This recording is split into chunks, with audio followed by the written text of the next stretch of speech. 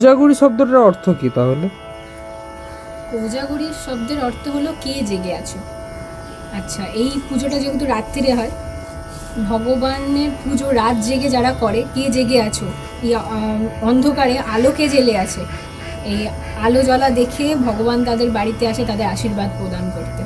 তাহলে যে মানে এত যে মানে লক্ষ্মী পুজো হয়, সেগুলো সব পূর্ণিমাতেই বেশিরভাগ কেন হয়? বেশিরভাগ মানে লক্ষ্মী পুজো পূর্ণিমাতেই কেন হয়? পূর্ণিমাতে হয় কারণ পূর্ণিমাতে কি হয়, চাঁদ সম্পূর্ণ থাকে, চাঁদের উজ্জ্বলতা সমৃদ্ধি সমস্ত কিছু নিয়ে থাকে, সব কিছু নিয়ে থাকে আর কি।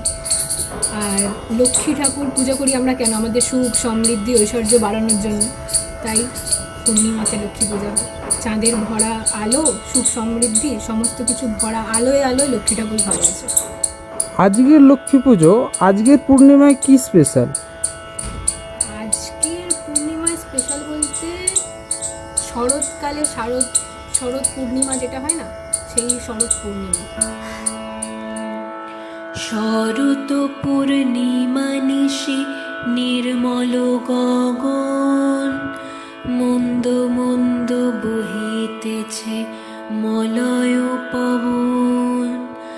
লক্ষ্মী দেবী বামে করে বসি নারায়ণ, বৈকুণ্ঠ ধামেতে বসি